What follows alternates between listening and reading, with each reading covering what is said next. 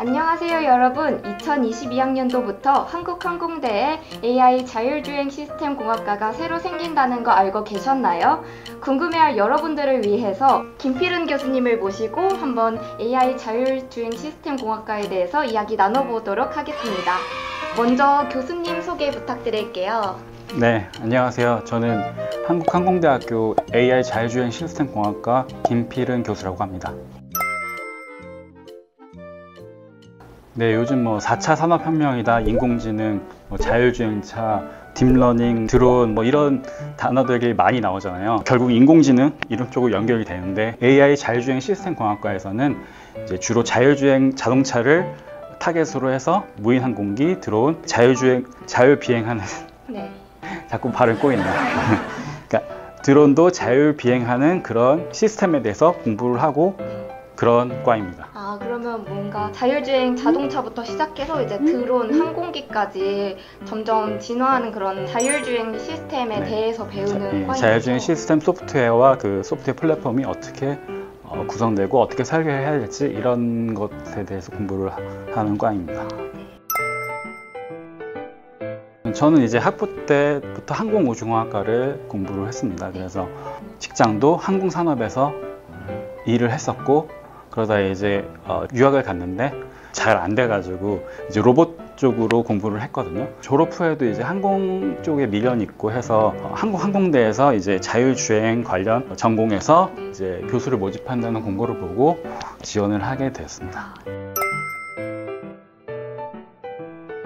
바퀴가 달린 모바일 로봇이 있고, 건설 현장에서 모바일 로봇이 계속 돌아다니면서 라이다 센서를 사용해서 고해상도 지도를 얻어내는 그런 시스템이었고요. 건설 현장이기 때문에 이게 장애물이 많잖아요. 그런 장애물을 피해서 최대한 좋은 경로로 지나다니면서 그 건설 현장의 맵을 얻어서 프로세스가 어떻게 되는지, 얼마만큼 건설이 진행되고 있는지 체크할 수 있게 자동화된 시스템을 에 대해서 연구를 했습니다. 어쨌든 건설 현장과 자율주행 시스템 공학과는 이제 자율주행이라는 관점에서 똑같지만, 자율주행 자동차는 이제 평평한 도로를 달리는 그런 차이가 있을 뿐이고, 전반적으로는 동일한 센서와 동일한 시스템을 가지고 진행을 하는 로봇을 연구를 했습니다. 이제 굳이 차이점을 말하자면 저희 학과는 자율주행 시스템 플랫폼, 하드웨어 자체도 공부를 하지만 주로 인공지능, 소프트웨어에 좀 더 치중한 공부를 하게끔 돼 있어요. 그 이유는 이 AI 자율주행 시스템 공학과가 공과대에서 나온 AI 소프트웨어 융합대학이라는 게 생겼고요. 거기 안에 소프트웨어학과, 스마트 드론 공학과, 그리고 AI 자율주행 시스템 공학과가 있거든요. 그 세 과는 소프트웨어 위주의 교육을 진행을 하고요. 그 세 과들이 합쳐서 교육과 연구를 협력을 하기 때문에 좀 더 소프트웨어 위주의 자율주행 시스템을 공부를 할 수 있는 전공이 되겠습니다. 그러면 소프트웨어를 좀 더 치중해서 배울 수 있고, 또 저희 학교는 항공대다 보니까 아무래도 그렇죠. 뭔가 드론의 자율주행이나 아니면 항공기의 자율주행 그런 걸 좀 더 자세하게 배워볼 수 있겠네요. 항공대이기 때문에 항공에 관련된 연구를 많이 하시는 교수님들과 또 교육과 연구를 같이 진행할 수 있는 그런. 코로나는 곧 끝날 테니까 힘을 냈으면 좋겠고, 조금 더 적극적으로 수업에 참여를 하고, 지금은 힘들겠지만 이제 동아리 같은 것도 활동을 많이 하면서 경진대회 이런 것들도 참여를 하면서 학교 생활을 좀 더 적극적으로 했으면 좋겠어요. 교수님들을 좀 더 괴롭히고 뭔가 하나 더 얻어갈 수 있는 그런 학생들이 됐으면 좋겠습니다. 저는 처음에는 교수가 되겠다는 생각을 해본 적은 없어요. 이제 공부를 계속 하다 보니까 학생들에게 어떻게 하면은 좀 더 쉽게 이해를 시키고 어떤 분야의 연구를 했으면 좋겠다는 생각이 계속 발전이 되더라고요. 그래서 교수를 해보면은 의미 있는 후학을 양성을 하고 하면서 더 의미 있는 삶을 살 수도 있겠다는 생각이 들어서 선택을 하게 되었습니다. 네, 교수님을 꿈꾸시고 정말 타이밍이 좋게 저희 학교에서 자율주행 시스템 공학과가 신설되어서 이제 오시게 된 거군요. AI 시대, 인공지능 시대에서 많은 말들이 있는데 장밋빛 미래를 말하는 사람들도 있고, 또 어두운 미래를, SF 영화처럼 어두운 미래를 말하는 사람도 있는데 뭐 다 좋지만 이제 우리는 이제 우리 앞에 닥친 현실들을 생각해야 되잖아요.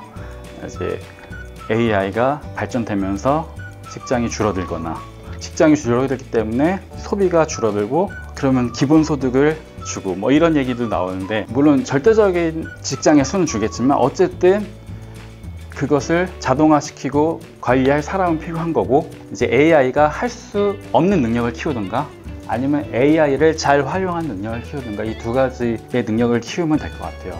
그런 관점에서 이제 공부를 하시면 되고 이제 교육 시스템도 많이 바뀔 것 같아요. 요즘에는 자료들이 온라인에 있고 그걸 활용하는 능력 그리고 AI를 잘 활용하는 능력 AI가 할 수 없는 예술적인 감각이라든가 창의적 능력 이런 것들이 더 중요한 시대가 됐고 이런 것들에 중점을 둔 교육을 하고 그런 능력을 배양하는 사람이 이제 AI 시대를 앞서 나가는 사람이 될 것 같습니다. 맞습니다. 그러면 이번에는 교수님과 양자택일 게임을 진행해 보도록 할 건데요. 교수님은 과연 어떤 생각을 가지고 계실지 한번 알아보도록 하겠습니다. 네, 당연히 대면 수업이 선호합니다. 비대면 수업은 어떤 점이 좀 많이 불편하셨나요? 의사소통이 안 되는 점이 가장 답답했습니다. 학생들이 캠을 켜놓는 경우도 있지만 안 그런 경우도 있어서 제대로 공부를 하고 있는지 제대로 이해했는지 그런 것들이 궁금하고 벽에다 대고 말하는 그런 느낌이 있어서 대면 수업이 훨씬 더 좋은 것 같습니다. 당연히 비대면 수업 중에 밥을 먹고 있는 학생이 더 괜찮습니다. 외국 같은 경우에는 이제 대면 수업 중에 식사를 하는 친구들도 있거든요. 그리고 회의는 점심시간에 잡아서 아예 식사를 하면서 샌드위치나 샐러드를 먹으면서 하는 것도 많이 봤기 때문에 그거는 어색하지 않은데 핸드폰을 한다는 거는 여기에 집중을 하고 있다는 말이기 때문에 네, 그런 거는 좀 그렇습니다. 네. 김필은 교수님 수업을 듣는 학생들은 꼭 참고를 해줘야겠어요. 네. 둘 다 좀 그렇네요. 그래도 5분에 한 번 질문하는 학생이 나을 것 같아요. 좋은 학생은 이제 물론 힘들어서 좋을 수도 있겠지만 그래도 좀 의지가 좀 없다고 보고 5분에 한 번씩 질문하는 학생은 수업에 계속 방해는 되겠지만 배우려는 의지가 있기 때문에 그게 더 나은 것 같습니다. 차라리 미제출하는 게 저는 낫다고 생각합니다. 네. 카피하는 거는 사실 도둑질이나 마찬가지거든요. 이제 그런 인식이 우리나라도 다 잘하고 있기 때문에 그것보다는 차라리 미제출이 나을 것 같습니다. 저는.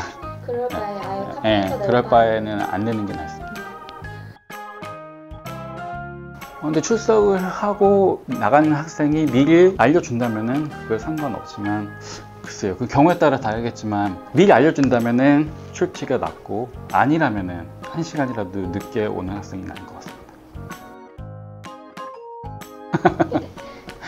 글쎄요, 눈물의 감성 편지 뭐라도 쓰는 게 낫죠. 네. 교수님 죄송해요. 유유 이렇게 쓰는 학생이 아무것도 안 쓰는 것보다 뭐라도 한 줄이라도 더 쓰는 게 더 나은 것 같습니다. 이렇게 김필은 교수님과 함께 2022학년부터 새로 신설되는 AI 자율주행 시스템 공학과에 대해서 이모저모 알아봤습니다. 항상 항공대학교 입학처는 여러분들을 위해 열려 있으니까요. 궁금한 점이 생기면 꼭 저희에게 연락 주시면 친절하게 답변해 드리도록 하겠습니다. 마지막으로 내년에 들어올 신입생들에게 한마디 해주세요. 내년에 항공대에서 봐요. 네, 내년에 항공대에서 꼭 보겠습니다. 네.